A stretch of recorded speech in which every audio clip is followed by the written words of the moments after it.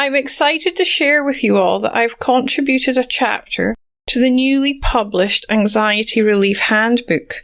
The handbook provides a unique window into 11 highly effective complementary therapies for you to sample on your quest to ease anxiety. The ebook is available on my website, happynurse.com.au/anxiety relief handbook. So I think there's a big learning there, particularly when we're talking about mental model of self-care.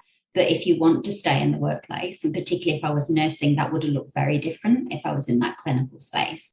It's making sure that you can continue. You might need to take a break, but how do you come back? How do you show up again? And what does that look like?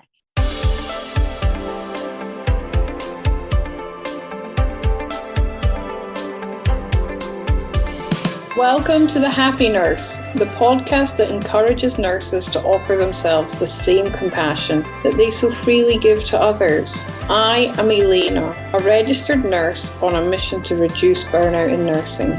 Let's jump in. Hi everyone, welcome to this episode of the Happy Nurse podcast. Today I am joined by Nichola Browning. Nichola is a registered nurse and she has had a very successful career both here in Australia and in the UK. She moved to Australia in 2004 and has worked with the WA Public, Private and Community Health Services as a clinical nurse specialist, registered nurse, project officer, service development manager and a quality and governance manager.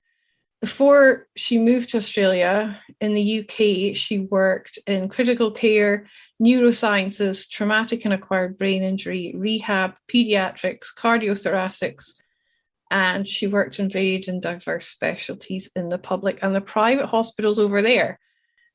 Nichola has had the privilege of working in both clinical, non-clinical and corporate roles and teams, coordinating many diverse projects across public health, ambulatory care, aged care, disability, organ and tissue donation, youth mental health with a focus on service and programme development, products, quality, service review and improvement.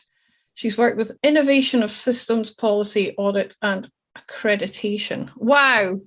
Welcome to the show, Nichola. Thank you. It's lovely to be here, Elena. Thanks for having me. It's an absolute pleasure to have you. You've got such a massive depth of experience and knowledge in nursing. I've been excited to have you on the show to share your wisdom with all my listeners. Well, thanks. You know, when you hear that kind of, that list and you look back, you go, it has been a long career, I guess. Makes me feel old and Liam calls me seasoned. I quite like that. So hopefully it does make me a little wise. Seasoned, I like that too. I'm calling you the wise woman, definitely. The wise old owl. Yeah. And you you've had that huge career and all that experience and throw into that emigrating to the other side of the world. Yeah. And you've got 3 beautiful children as well. I have. And obviously those are the things you're proud of too, you know, big life-changing decisions back in 2004. We moved with 2 children at the time, 2 suitcases and it just took a sea change. And now we have 3 children or young adults, as I'm supposed to say. And Perth's been our home for 18 years this month. So it's amazing and we love it. It's a great quality of life. So we're lucky to be here by the sea, as we say. Yeah, I know. I compare the childhood I had to the childhood my children are having. And it's like comparing chalk and cheese, isn't it? You can't.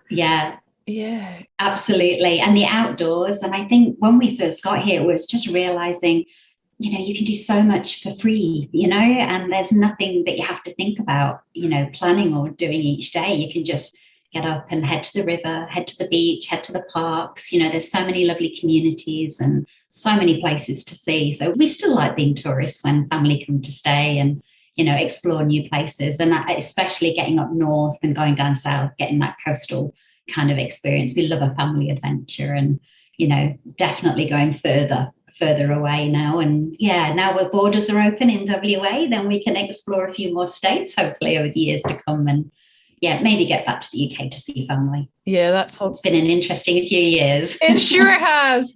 High on my wish list right now is to get back and see my dad in Scotland. I'm hoping to head back there later this year if I can. Yeah, I think that would be wonderful. I think that's been the hardest part the last few years. It's actually not missing a place. It's missing the people that, and your loved ones, people you're close to. And, children grow up so quickly and, things change. So, yeah, it's like you. I'm not sure if we will go there or they will come here, but they want to come for the sunshine. So, yeah. And that's understandable. Yeah, rather than us go for the snow in the winter. But yeah, we'll do it one way or another, won't we? And those long haul flights that they're talking about, get on the plane and we don't have to get off one day. That would be nice. I know. Yeah, let's not go down that rabbit hole. I was going to go there. No.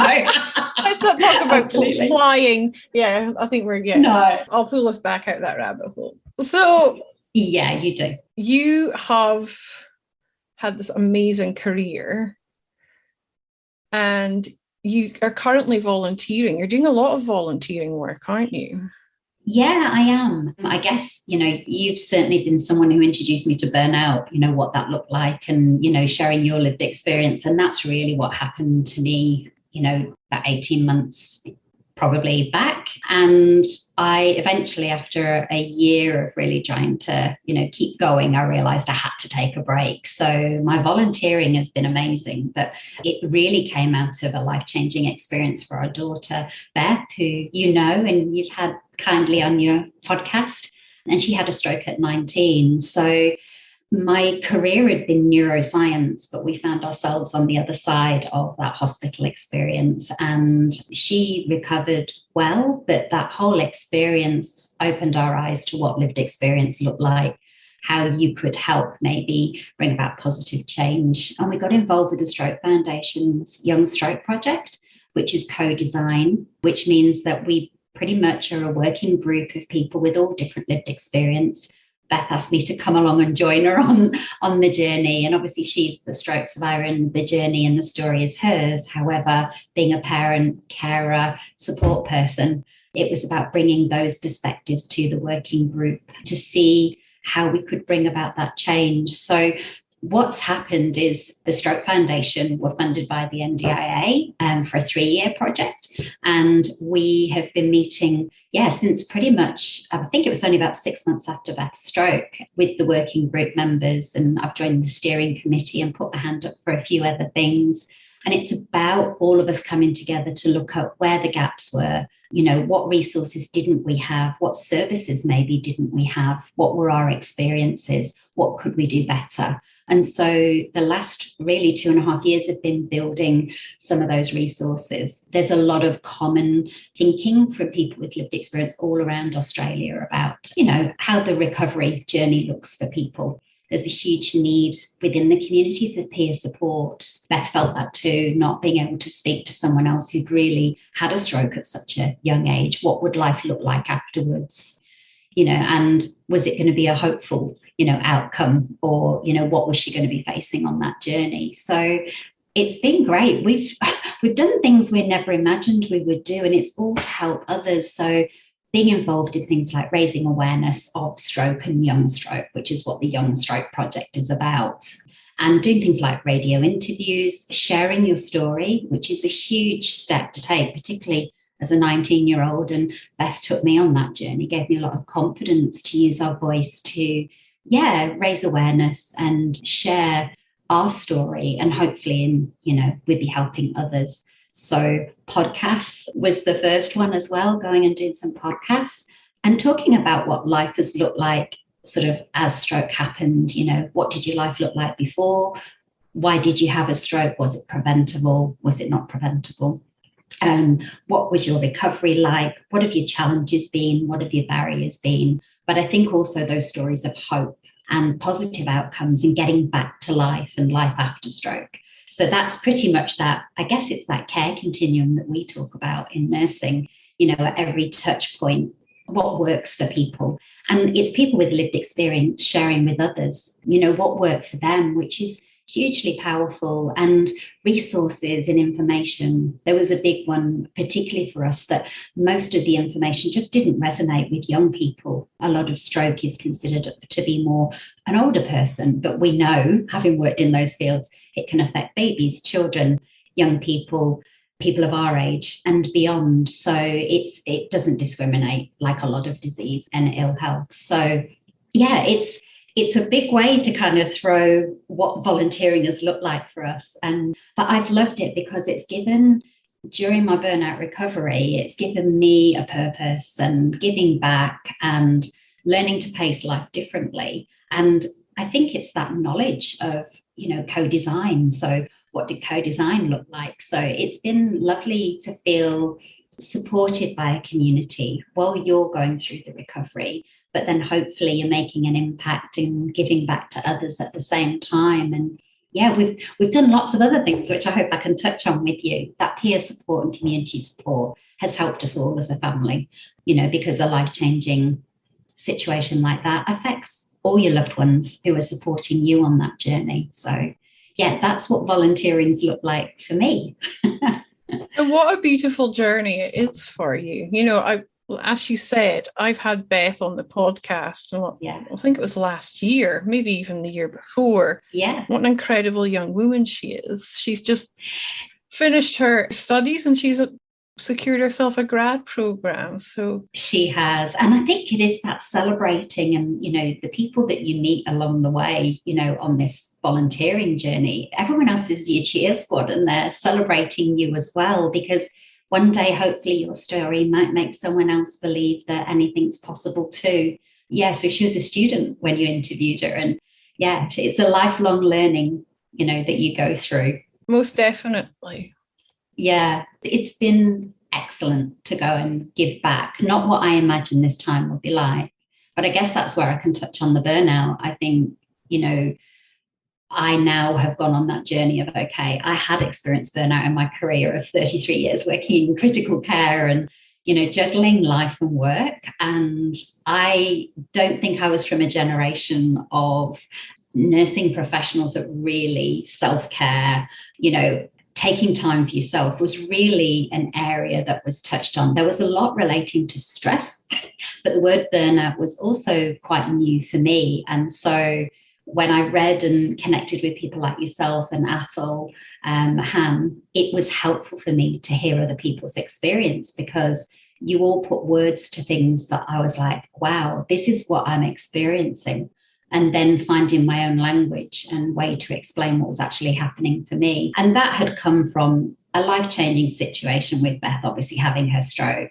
I was working at the time, busy mum, doing life as we do, wearing lots of hats. And I was on that treadmill, which I've talked about quite often, of you just don't stop and you're in survival mode. Things are quite traumatic at the time, and holding down a job, and then COVID happened. So there was lots of different things that were uncertain, stressful, traumatic, and we're copers, I think, as well. So you think that you've got this, but then I got that real physical and emotional decline where I started to see it impact my health, and I realized, hang on a minute, there is something really not right here. So it was me being a bit more self-aware to say, I know I've been here before. And we had loss in the family and a bereavement. And you realize as carers that, you care every day when you go to work, but you care for your family, you care for people in your community, you care for your loved ones, and something has to give. So I don't think as a student nurse and as a seasoned nurse, I'd actually really made it an important part of my career to look after myself.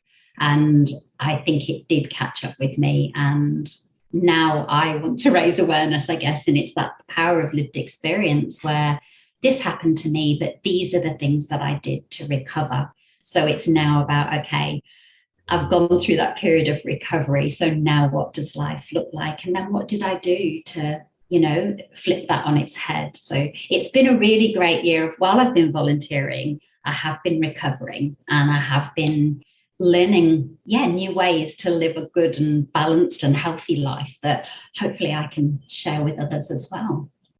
Yeah, as you say, peer support and lived experience is so powerful. And that's something I've learned since I launched the podcast.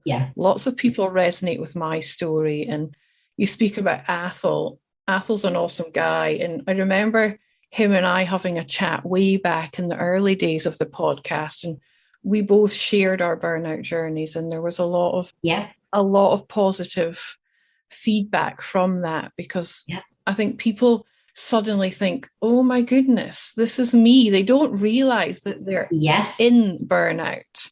But when you start sharing your story and it starts resonating with other people, they're like, wait a minute, there's a red flag here. This is some of the stuff that I'm experiencing. And it then incentivizes them to go exploring and seeking any help that they may need, Yeah, and it's true. And your podcasts were, a couple, and Liam as well, so all of these people I know you share, and support and collaborate, with everyone's work. But all of your stories, there were elements of everything in each of your stories that then gave me the words that I didn't have for myself. And I've shared that with Liam, and then we connected and we talked, and you and I did, and Liam did. And it made me not feel so lost, because I had this identity as well. And it's a real identity I've had since I was 9 years old. I wanted to be a nurse.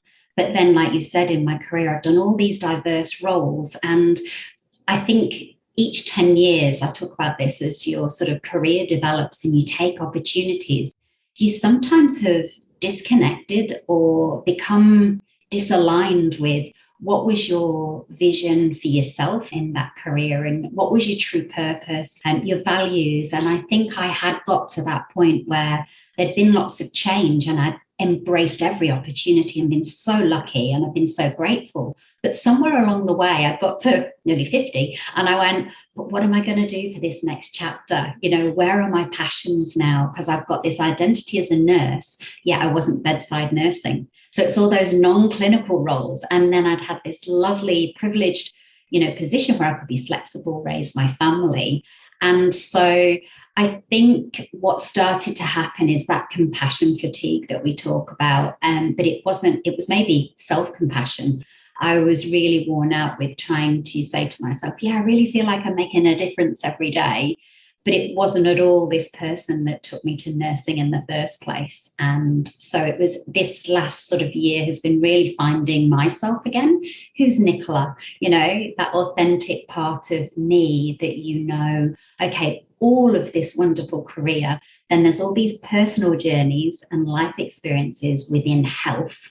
And every time I chose another chapter, I've always chosen the next part of my career because maybe something had happened in my personal life. So, for example, going into nursing, my grandmother had a traumatic brain injury. So I got completely passionate about that space.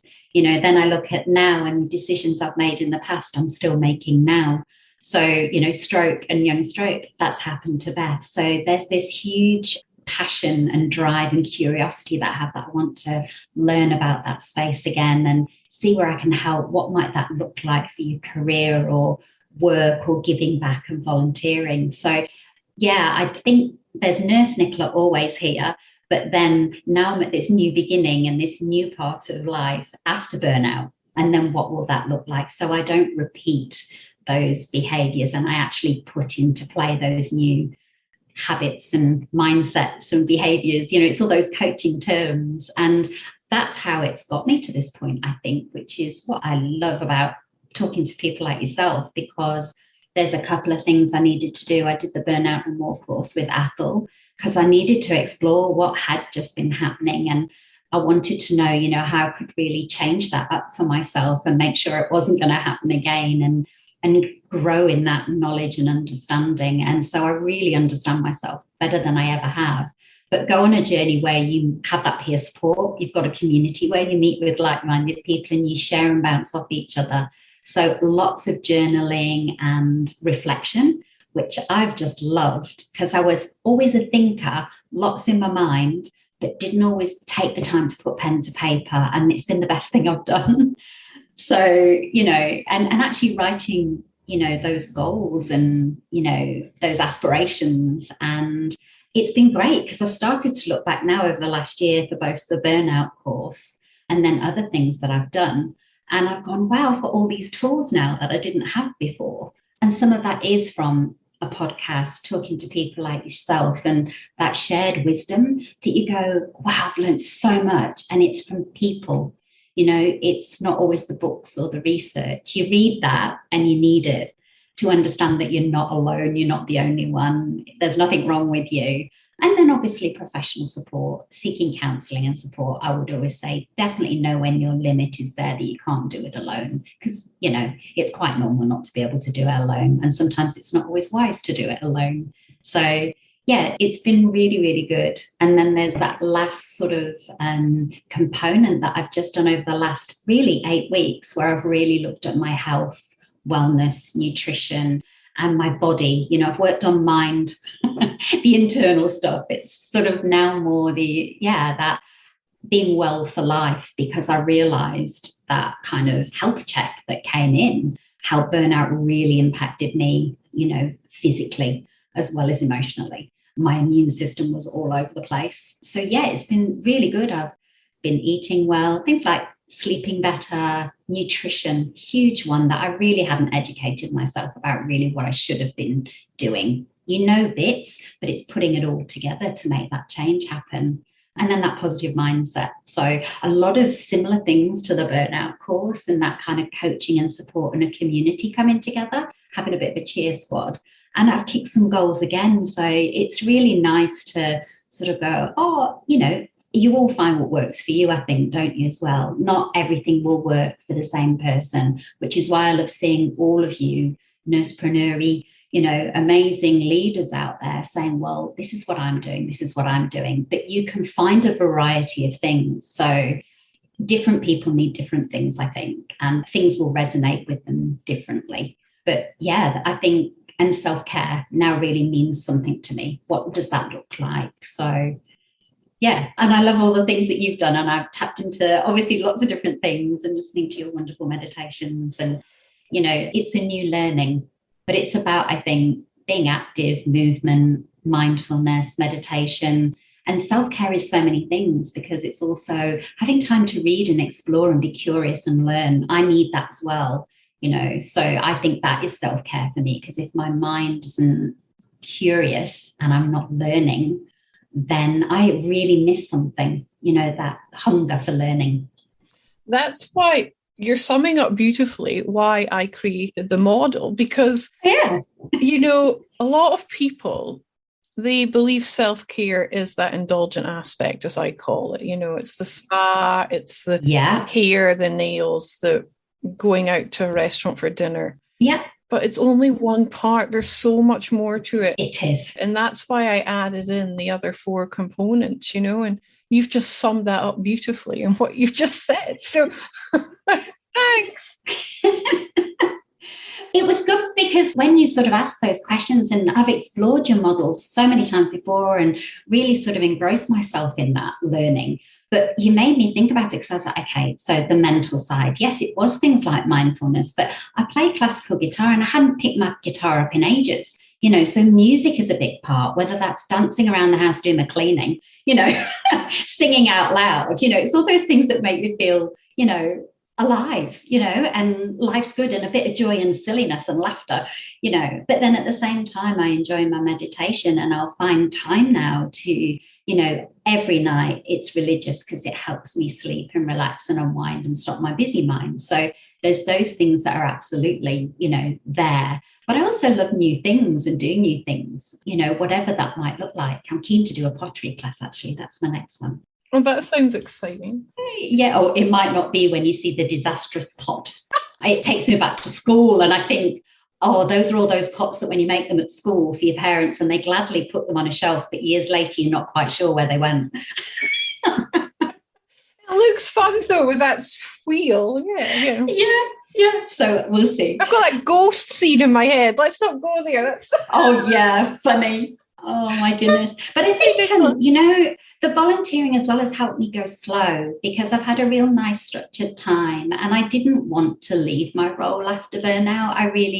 I think I did that quite quickly and just chose to walk away. And there's a lot about the Great Resignation or whatever you want to call it. But I think there were so many components at that time for me that weren't just in the workplace. People talk about work being, a systems or, in the workplace. It's many, many things. And I really wanted to stay private, and I closed off and I protected myself and wanted to go and fix it myself because that was right for me.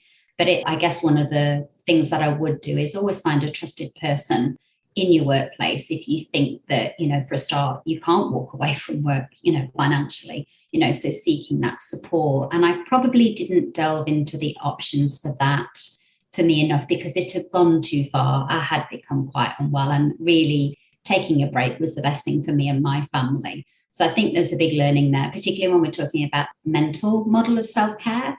But if you want to stay in the workplace, and particularly if I was nursing, that would have looked very different if I was in that clinical space. It's making sure that you can continue. You might need to take a break, but how do you come back? How do you show up again? And what does that look like? Yeah, exactly. There are employee assistance programs available. That's right. Yeah. For people who feel like they may be struggling. And also your GP is a really good resource as well. And since COVID, definitely, they've upped it from 10 sessions to 20 sessions with a psychologist through a mental health care plan. So yeah, that's another good port of call if you feel like you can't walk away from your role. Yeah. I mean, I got an appointment this afternoon with the student psychology service at uni because fantastic. Yeah. I feel like I'm drowning in assignments right now. And I'm like, whoa, I need to speak to someone. So I called this morning, and I'm going to have a telehealth appointment with them today. I go seeking this help too, even though I know what I know, because I understand how important it is to speak to someone about it and to not internalize it. And I think it's an awareness. It's letting young people who are students, especially raising awareness around anything to help seeking behavior. It's really, really important. And I think, like you said, and also, we didn't have nurse and midwife support when, we didn't have a phone line. And I now make sure that, like, my daughter knows, and the next generation just know that even if you've had a really tough day and, you maybe haven't got that trusted person at work that you want to, really, if it's not clinical supervision, then where else can you just talk through something that might be more personal, And I think that confidential phone line is awesome because it's not always ideal in the workplace. And I think that, the more people that know that they're available to call is really important, but also use your clinical supervision and, your line managers to be honest, say when you need a break or if you're needing some guidance or support, if you don't have the answers, because it's what you can do inside of work, but also then, of course, what you need to do outside of work. And my GP was wonderful. So, it was great to be able to have that continuity with someone. But and I mean, the emotional side is also the stigma around that. I didn't really open up, and I've really only spoken about my burnout in a podcast that I did with Shannon not long ago, really being honest about what really has been happening for Nichola and my gap year, because I've got to speak to people and they have no idea. And people have reached out since I've shared it because I wanted to be brave and just go, do you know what, even if one person hears this and something resonates, then that's going to be hopefully helping them. And I had calls from people going, I had no idea, I'm so sorry. And I said, don't be sorry. I had support and I did have people there. And, there's some things that you don't need to share, you don't overshare, but you find people to connect with, but it's over time. So now there's times where I will share a little or, explain more because I can put words to it, but at the beginning I couldn't. Now I can explain. But that connection with people is really important. But I did withdraw and go into my little bubble. And I think when things get tough, even at work, that's what I've done. And I come home to my husband, who's really supportive, and there will be friends that, I will talk to. And my family and my children needed to know what was going on with mum. So I've shared a little bit with them so they understand, what does stress look like? What does, this look like if you don't take care of yourself? And what are some of the things that are important to do? It is okay to slow down. It is okay to say things aren't right for you and make a change. No one should feel trapped. So those are important lessons I think I'd want to, share with my children as well and say, but if you need to talk or bounce off someone, or you've got a friend that's struggling, it's normalizing that, having a conversation with someone. And then they see me exercising and getting out more and eating well, and they're going, oh, we probably quite like this non-grumpy version of mum. Because we're not perfect and we don't always show up in the best way for our kids. But they understand why and what was happening, and we've all had those moments. So it's okay to normalize that chat with them, I think. Definitely. And I think it's important as well for them to know that you're not perfect, and no one's perfect. Yeah. And, when I have those moments with my kids and I'm not the best version of myself, or I think I'm not, I always go to them afterwards and apologize. And I think that's a big part of it too, is that knowing that it's okay to go and say, I'm really sorry. I probably wasn't being the best version of myself there. And I found my boys have started coming to me and saying it now when they have moments too. And I'm like, oh, this. Yeah, that's lovely. Yeah. It's a great skill, I think, to instill in them at such a young age. So yeah, and having 2 girls and then having a son, I'm learning about, raising, young men and what that looks like. I love Maggie Dent, and I've got lots of different books and, those whole parenting journeys, that's what I was saying about curious and wanting to learn. That there's a lot that I say to them, kids don't come with a manual. I hope we're getting some of these things right. But parenting is, it's challenging. And, watching teens go through their years and having worked in youth mental health, I think that was the other part of, working in that space and lived experience. I think, Elena, when we were chatting about it earlier, I saw so many young people and their families sharing their lived experience, and the power and also the healing that gave them to make a difference, because they didn't want other people to not have the help that they were getting, and how to seek help, when to seek help, and normalizing some of those conversations. And they definitely, I think, made me vulnerable enough to say, actually, things aren't going quite so well, because I think, well, if they can do it and they've been through some tough times and things that I hadn't comprehended when I was in my teens. So I think, there's a lot of amazing people out there doing some wonderful things. And it's important we listen to their stories and their life stories, because it teaches us a lot.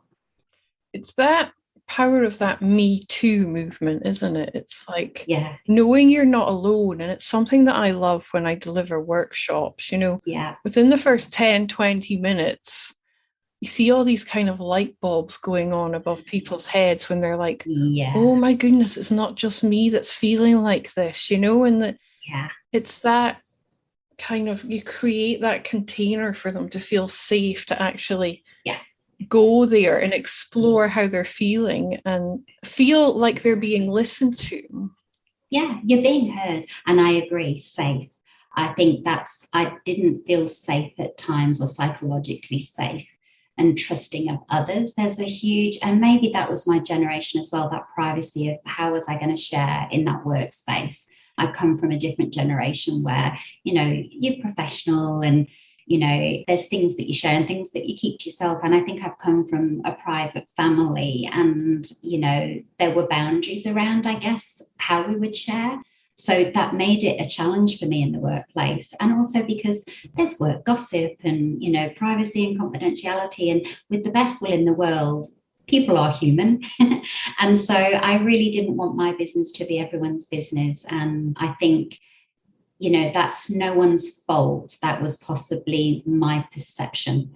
So I think it's what's the reality and what's the perception. And when you really are so burnt out, you just don't have the capacity, I think, to see some things, the way that they are. And you do start to over worry. And I became over anxious and concerned. So all of those were signs as well that the worrying mind can really, maybe not help you make the best decisions that maybe at the time you could have made. So, I think big learning there. And that's what I'd tell others, really. It's, making sure that you're clear on what help is around for you and how you can seek it to be supported, to get yourself better and back to work and doing the wonderful things that you're doing, which is the main thing.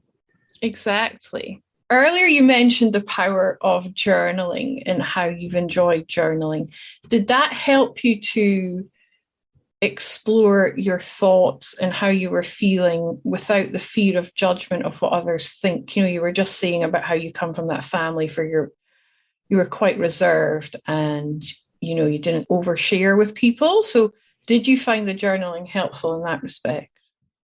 Yeah, I think, I'm always a chatter and communicator and love people. And so I don't think I'd ever really sat down in any sort of structured or routine way to journal. We'd done reflective practice, obviously, but that was all very much the professional side, not the personal. So I was thinking, well, I'm so passionate about reflective practice. Why on earth wouldn't I be doing, reflection, but from that personal, aspect? So when I did the Burnout No More course, there was, that section on journaling. So I journaled all the way through that course. And that was a huge part of my recovery from burnout and really understanding, that the modules are amazing. So, I mean, it's sort of understanding where you've been, the decisions you've made in the past, really, looking back at myself to understand how it actually got to the place that, I was at from burnout, whether that was, this constant, I think, proving myself. I lacked a lot of confidence at school. I was bullied. There were different things that, why was I always really trying to, be better, that learning and improving myself. So, and that went on within my nursing career. I look back now and think, wow, even bullying in the workplace, from managers. And, I had some pretty difficult situations throughout my nursing career. And there we would debrief. So when I was on intensive care, particularly if we had a critical incident, and so debriefing was used a lot, particularly after, really traumatic resus situations. So that was my first, I think, experience of actually really digging deep into the emotions that came with that. And we had some amazing clinical leads, on those units that I worked on. So they taught me those good tools. And I think probably, when I look back at some of those things and those writings, I did dig deep at that time, but we would talk a lot. So that was done in a kind of facilitated way, a bit like the Schwartz rounds and things like that now that they're doing. That was a big part of it. But now what I'm doing is actually writing a lot more personally, but having a structure to it. I started at first and it was just lots of rambling, and Tracy Churchill had sort of talked about, experimenting for a while with journaling, what works for you, and, how some people just like to do that huge brain dump and clear the mind. But I've started to structure mine a bit more. So I looked at, particularly burnout, I looked at your drivers. Do you crave significance? Are you craving certainty? What happens with uncertainty? So really core kind of components to that course that made sense. What was my purpose? And then things that you celebrate, the wins as well, and connection to people. So I think there was lots of language then that I've built into my journaling. So I will, if it's sort of more around that kind of stress and that burnout and that professional side, I look at the burnout course again and I go through some of those structures and address it at the time now. And I go back and I was looking at it today. I went back to sort of September. What did I need most then? What were my aspirations? What was I hoping, and looking for when I was craving that certainty? Because being out of the workplace, it was not rushing too quickly to go back to work if I wasn't ready, because my health and well-being was important. But what I did do is I listened to one of the Jay Shetty On Purpose podcasts. And I've talked about having time. This period of not working was finally the moment that I had time. So time for myself, time for self-care, time to reflect, and then time to choose. And it's, again, that's another module in the course that's about free will and choice. And I know now this is a time where I do need to stop. I do need to consider and reflect before I choose. And then I can choose wisely. So it's all those things then. Well, do I choose to work and continue to volunteer with the Stroke Foundation and the Young Stroke Project? Of course, that aligns totally with my purpose and my passions. But it also brings my nursing career and my clinical career and my lived experience together that I hope I can contribute. But then the important one that I have talked about a lot is when I start to feel like, okay, I'm not working a week, but why have I been at home and I've been doing all of these things? My boundaries have gone again and I'm contributing more than myself, which is another part of the course. So I started to realize how I have, my heart and my passion overtake, and then I start contributing more than myself. So all of these things have made sense. So now the Jay Shetty structure to my journal is time. And those things are T is for thankful, I is for insight, M is for meditation, and E is for exercise. And I thought, that's it. That's the model that I would like for myself. So I now journal every day because it is about what am I thankful for and that gratitude. And it allows me to think about all these great things in my life that are not going, if I'm not working, I'm not doing anything useful. If I'm not working, I'm not significant. You know, it's if I'm not identifying as a nurse and nursing, then what am I doing in this world? Because that's why you go into it in the first place, because you care about people and you want to make a difference. So, yeah, those thankful, and then the insightful has been about that reflection. So many insights from, it might be a podcast each day or something that I learn or something that I heard or read, but also insights into myself. Or why am I feeling like this today? It's because the structure and the boundaries or the tools, I haven't put them into place the way that I should have done. So today wasn't the best. You know, but then you reset, which is the main thing. And then you go back tomorrow and exercise, moving, you know. So in the morning, that's what Sam's taught me on the Peak Physique course. It's been a balance of everything. So how am I, you know, giving my body the right nutrition? Am I sleeping, you know, the enough hours a night? But am I resting? Am I resetting? And am I listening to my body physically? And that isn't, you know, necessarily doing the aiming for the Olympics. We talk about goal setting. It's actually walking on the beach for me. You know, I love to be by the ocean and the water like you. So I think, you know, but at the same time, I've now got an exercise program where it's about feeling stronger, feeling mentally positive, alert, awake, and in life. Because during burnout, I certainly wasn't, and I didn't think myself important. And now I realize how important that physical is to my mental as well, and my whole well-being. And, you know, if I've nourished my body in a way that, you know, is not overindulging, you know, those indulgences are great, but we love to eat out, have a few drinks with friends, you know, but you can go into then you're doing more and more of that as your pleasure. And it's not a balance. So it's, and Apple talks about this. And it makes sense now. It's the pendulum swinging. So if that is swinging again, I notice now, and I'm more self-aware to say, oh, okay, I can see if something's creeping, but the 8-week program's been great and I'm going to continue for another 8 weeks and then another. I'm not giving myself, you know, huge unachievable goals. It's actually, you know, habits and routines and rituals that have just become part of life, that they're easy. So I don't feel like I'm failing. You feel like you're, you know, it's part of your life now to have hopefully a long and healthy life. So a lot of this will probably make sense to other people, that they might think as they're listening, this is common sense, but different generations are taught differently. Society forms us differently. Our roles as mothers, working mothers, you know, if I put that hat on, or working professionals, if, you know, you don't have a family, it used to be that badge of honor in, you know, old school nursing, you know, you're 100%, you're working full time and your career and, you know, you're driving yourself, and then you're having to do it all, or you think you are, and then you're a mum, and where do you take a break? So I think I looked at breaks in my career as when I went on maternity leave and then, you know, having time with your children and then returning to work. And you realized each time you returned and things changed, you might have to reset differently. And I don't think I did do that reset particularly well. So I think journaling now is a way that you actually look back and you read, and it's like, oh, okay, so I probably know why I was feeling that point and that point. So for me last year, I did just that. I repeated a behavior, and I knew what I'd done at the time. And it was really hard to step away from something that I just stepped into, but my health suffered again. And I went, oh my goodness, Nichola, if you read back, you did do exactly what you did in the past. And I felt terrible at the time, and I felt I let people down, and I had to walk away from something.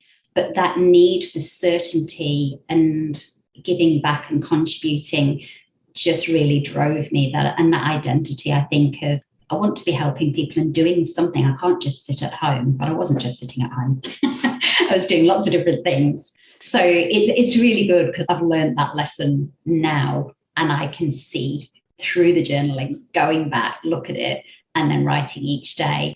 Yeah, you're learning about yourself a bit more. That is one of the most powerful aspects of journaling when you commit to it long term, like you have. You start to identify patterns. Yeah. And you see the same things cropping back up. And you're like, why am I back here again? Yeah. Whenever clients start working with me, I'm like, get a journal. You need a journal because I'm going to get you to journal so much. Yeah. It is. It's like that brain dump, Our computers run slow. We start to delete files or export them onto hard drives or whatever. Yeah. Our brains are the same. We need to dump the data, the thoughts, anything that's going on in your mind out onto paper. I've got different journals for different subjects. It's Well, I was going to ask you that. And do you structure them? How do you do it, Elena? Will you structure it? I've got different aspects of my life I've got different journals for. Yeah. Yeah. And I often write a question at the top. Just, if there's something bothering me, yes. then I just let it flow. Yeah. But I like that structure you speak about. Is that from Think Like a Monk? Well, I listened to it in the On Purpose podcast with Jay Shetty, and he talked about that in just one of the podcasts he was doing. But then there was also another one. I wrote it down earlier. That's the beauty of it. It's so personal. You can do whatever you want. No one else is reading this journal. You can make it whatever you want it to be. And like you've just said about having different ones for different things, I do. I journal about my Burnout No More course and still being involved with that to keep the momentum going as well. And so I go a bit more into that journal differently to then my daily one that is part of my peak physique program with Sam. It's like, it's keeping you accountable, but it's keeping you consistent. And that was really important that she's taught me about consistency, because I would always drop myself and do something else before the important things of actually, it's important to give time to yourself so you can be there for everyone else. Yeah, it's really interesting. As the listeners all know, I'm studying at the moment, and I'm doing a counselling degree. 2 units of that degree is self-development. Fantastic. We spend 2 whole units, and it's all journaling and self-reflection. And I start my first one next semester. So I'm actually really looking forward to it, because I'm like, oh, what am I going to uncover in here? Oh, that's wonderful. I'll look forward to a podcast purely on that.